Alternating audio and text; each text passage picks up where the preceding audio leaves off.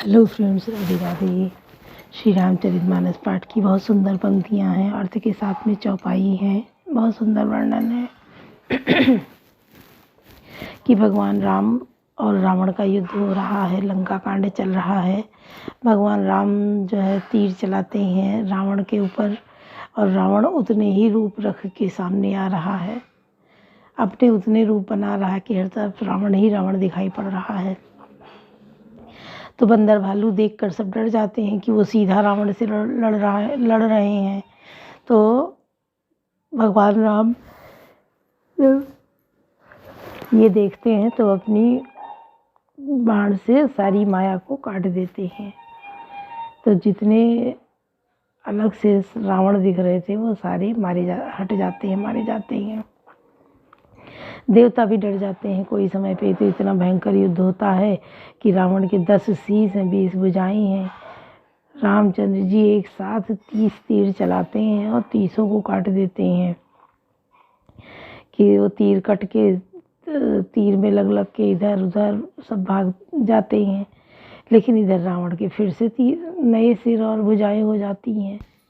इतना तीर चलाते हैं भगवान राम, फिर भी उसके जितने बार वो काटते हैं 20 भुजाएं और 10 शीश, वो आसमान में तीर के साथ में इधर से उधर उड़ रहे हैं।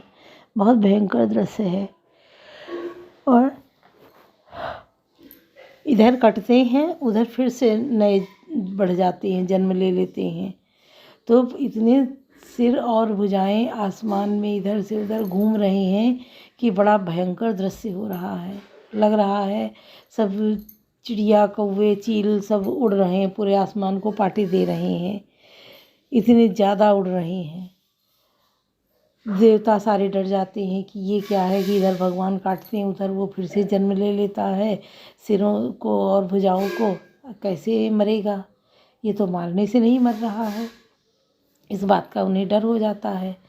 फिर भगवान के पास विभीषण जी आते हैं और कहते हैं कि प्रभु ये मायावी है, इसकी पहले आप माया को काटिए, फिर इसकी एक तीर बढ़ा के मारिए जो इसकी नाभि में लगे, क्योंकि इसकी नाभि में अमृत है। तो भगवान राम ऐसा ही करते हैं। वो फिर 30 के बजाय 31 तीर मारते हैं। और इधर विभीषण जो है रावण को भी बोलता है कि तू पापी अधर्मी है और तू समझ नहीं पा रहा है, युद्ध कर रहा है। ऐसा कह के उनको बल मिल जाता है राम का, वो गदा रावण को मार देते हैं। रावण जो है धराशायी हो जाता है, फिर से उठ खड़ा होता है। और विभीषण कहते हैं तूने शंकर जी को शीश चढ़ाए थे काट काट के, उसके एक एक शीश के बदले में कितने सिर तुझे मिल चुके हैं। देख आसमान पूरा भर रहा है। भगवान कितना देते हैं। कोई चीज़ भगवान को अर्पित करो, उसके बदले में भगवान कितना दे देते हैं। तो तुझे देखिए कितने शीश दे चुके हैं, अब तेरा अंतिम समय आ गया है। ऐसा कह के वो रामचंद्र जी को समझाते हैं कि इसको 31 तीर मारिए, नाभि पे एक तीर इसकी नाभि पे मारिए, तभी ये मरेगा। तो भगवान राम 31 तीर एक साथ छोड़ते हैं और वो 31 तीर एक साथ जाके लगते हैं। तो 10 शीश, 20 भुजाएं और एक नाभि में। तब रावण जो है गिर पड़ता है। गिर क्या पड़ता है, जब वो सिर उसके उड़ जाते हैं, हाथ कट जाते हैं, तो वो रुंड मुंड होके दौड़ने लगता है भगवान की तरफ। और ऐसे चल रहा है जैसे धरती धंसी जा रही है ज़मीन में।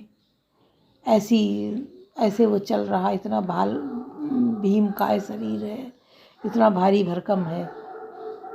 जब वो भगवान देखते हैं कि वो ऐसे ही दौड़ रहा है तो उसके शरीर के 2 टुकड़े कर देते हैं। तो 2 टुकड़ों में होके शरीर गिरता है। उसके नीचे बंदर भालू सब दब जाते हैं, बहुत सारे दब जाते हैं। भुजाओं के नीचे बहुत दब जाते हैं, क्योंकि इतनी विशाल उसकी भुजाएं हैं, इतना भारी भरकम उसका शरीर है। तो उसके नीचे वो दब जाते हैं बंदर भालू बहुत सारे। फिर भगवान 2 टुकड़ों में उसको कर देते हैं और अंत में रावण मारा जाता है। सारे देवता ऊपर से फूलों की वर्षा करते हैं भगवान के ऊपर, और सारे भालू बंदर जो हैं वो खुश हो जाते हैं कि चलो रावण से छुटकारा मिला और ये मायावी रावण मारा गया। उसकी भी देखो, हर किसी की एक तिथि तय होती है। कोई भी जो दुनिया में आया है वो जाएगा ज़रूर, चाहे कितना कोई तपस्या कर ले, अमरता का वरदान ले ले, लेकिन उसको जाना ही होगा। भगवान राम भी आए, कृष्ण आए, इन सबको भी धरती को छोड़कर एक दिन ऐसा आया कि उनको भी जाना पड़ा। तो इसमें पेड़ पौधे पक्षी सब कुछ नश्वर है, जो भी आया है उसको जाना है। हाँ, कोई कब तो कोई कब, अपना समय पूरा होने पे वो वापस चला जाता है। भगवान को भी जाना पड़ा। सीता जी थी, वो धरती माँ में विलीन हो गई, क्योंकि वो धरती से ही जन्म ली थी, तो वो धरती में विलीन होती हैं। फाटो रे फाटो धरती माता, जामे ठाड़ी सिया समाए। जब वो उन पे इतना बड़ा वो होता है और वन में छुड़वा देते हैं, फिर जब उनको लेने के लिए जाते हैं रामचंद्र जी, तो वो नहीं वापस आती हैं कि अब मैं वापस नहीं आऊँगी। धरती माँ से प्रार्थना करती हैं कि मुझे अपनी गोद में ले लो, मैं इस दुनिया के झंझटों से दूर होना चाहती हूँ। तो धरती माता आती हैं, पृथ्वी फट जाती है, उसमें से पालना आता है। उसी पालने में सीता जी हाथ फैला के धरती माता ले लेती हैं, वो गोद में उनकी जाके उसी पालने में बैठ जाती हैं और धरती फिर से अपने रूप में हो जाती है और सीता जी धरती में समा जाती हैं। जब सीता जी धरती में समा जाती हैं तो भगवान राम जो हैं लव कुश को राज्य दे देते हैं और ये भी जो है सरयू नदी में जाके ये भी विलीन हो जाते हैं। रामचंद्र जी भी, उनका पता नहीं चलता है कि वो कहाँ चले गए। वो नदी के अंदर जाते हैं और उसी में विलीन हो जाते हैं। तो सुनिए, बहुत सुंदर प्रसंग है, आप लोग सुनिए। कवन सुकाज कठिन जग माही, जो नहीं होई तात तुम पाही। मूर्छा विगत भालु कपि, सब आए प्रभु पास। निश्चर सकल रावण नहीं, घेर रहे अति त्रास। कवन सुकाज कठिन जग माही, जो नहीं होई तात तुम ताही। मूर्छा दूर होने पर सब रीछ बानर प्रभु के पास आए। उधर सब राक्षसों ने बहुत ही भयभीत होकर रावण को घेर लिया। मास परायण 26वां विश्राम। ते ही निशि सीता पही जाई, त्रिजटा कही सब कथा सुनाई। सिरभुज बल बाढ़ी सुनत रिपुकेरी, सीता और भई त्रास घनेरी। उसी रात त्रिजटा ने सीता जी के पास जाकर उन्हें सब कथा कह सुनाई। शत्रु के सिर और भुजाओं की बढ़ती का संवाद सुनकर सीता जी के हृदय में बड़ा भय हुआ। मुख मलिन उपजी मन चिंता, त्रिजटा सन बोली तब सीता हुई कहा किन माता के विधि मरी विश्व दुखदाता। उनका मुख उदास हो गया, मन में चिंता उत्पन्न हो गई। तब सीता जी ने त्रिजटा से बोली, हे माता, बताती क्यों नहीं, क्या होगा? संपूर्ण विश्व को दुख देने वाला या किस प्रकार मरेगा? रघुपति सर सिर कटे न मरई, विधि विपरीत चरित सब करही। मोर अभाग्य जियावत ओही, जी हरिपद कमल बिछोही। श्री रघुनाथ जी के बाणों के से सिर कटने पर भी नहीं मरता। विधाता सारे विचित्र विपरीत उल्टे ही कर रहा है। सच बात तो यह है कि मेरा दुर्भाग्य ही उसे जिला रहा है, जिसने मुझे भगवान के चरण कमलों से अलग कर दिया है।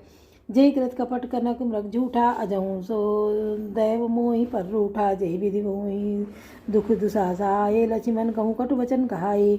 जिसने कपट का झूठा स्वर्ण मृग बनाया था, वही दैव अब भी मुझ पर रूठा हुआ है। जिस विधाता ने मुझसे दूसरा दुख सहन कराए और लक्ष्मण को कड़वे वचन कहलाए। रघुपति विलास विष सरभारी, तकी तकी मार बार बहुमारी।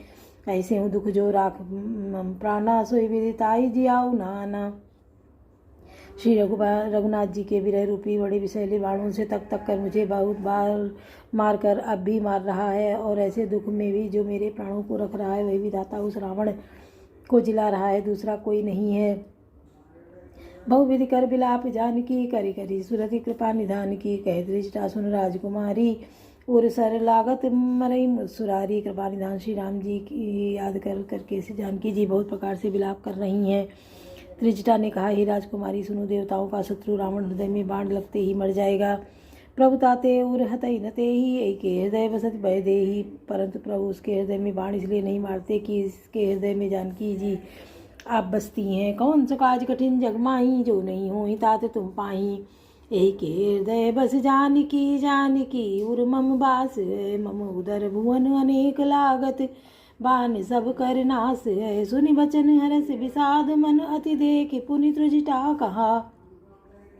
अब मरी रिपुए विधि सुनहि, सुंदरी तजहि संशय महा। कवन सो काज कठिन जग माही, जो नहीं हुई तात तुम पाही।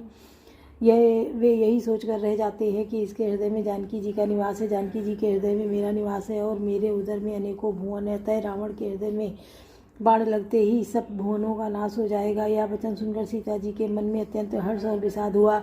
त्रिजटा ने फिर कहा, हे सुंदरी, महान संदेह का त्याग कर दो। अब सुनो, शत्रु इस प्रकार मरेगा। कवन काटत सिर होई विकल, छुट जाई तब ध्यान।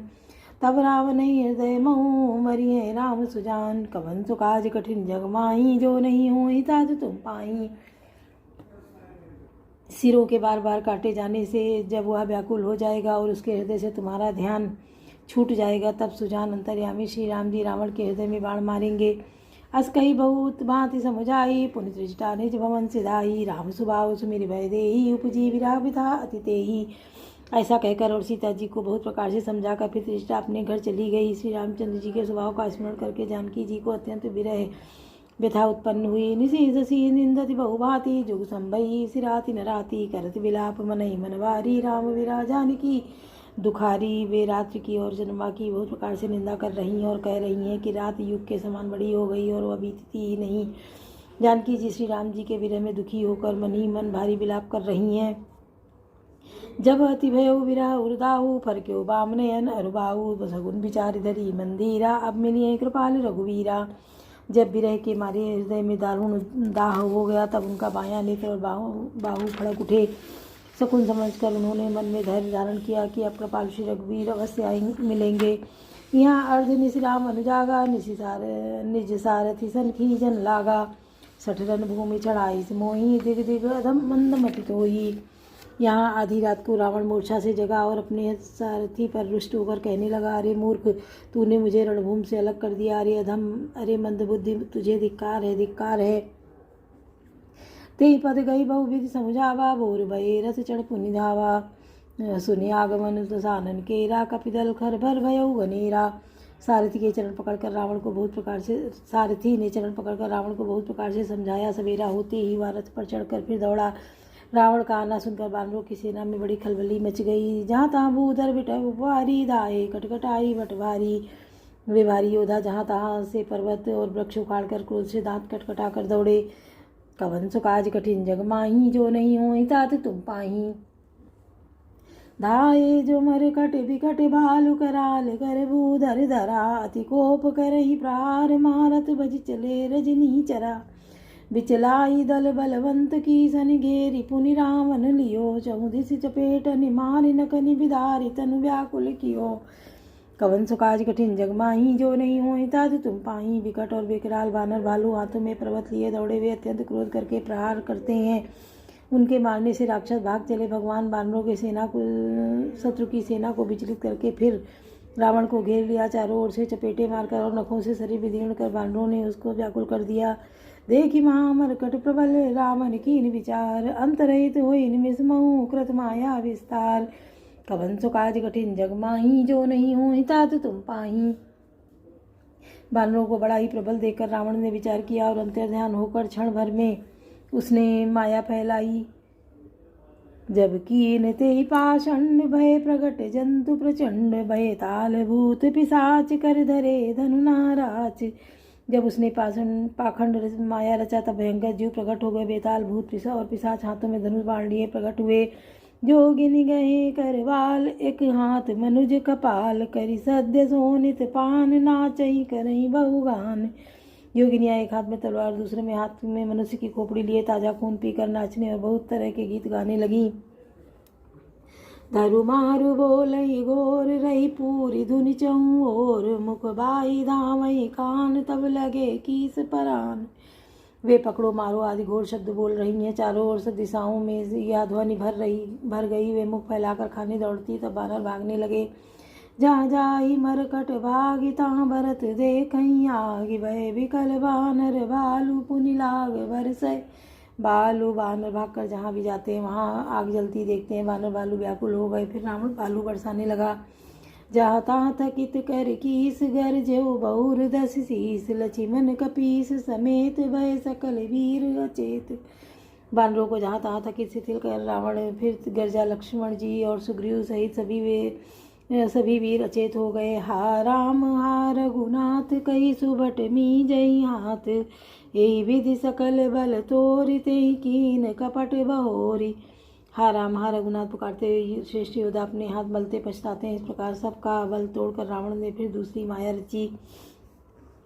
प्रगटे से विपुल हनुमान धाये गए पासान तिन राम घेरे जाई चहु दिस बरूथ बनाई। उसने बहुत से हनुमान प्रकट किए जो पत्थर लिए दौड़े। उन्होंने चारों ओर से दल बनाकर श्री राम जी चंद्र जी को घेरा। मारहूँ धरहूँ जन जाय कट कटही पूछ उठाई दाह दिस लंगूर विराजते मध्य कौशल राज।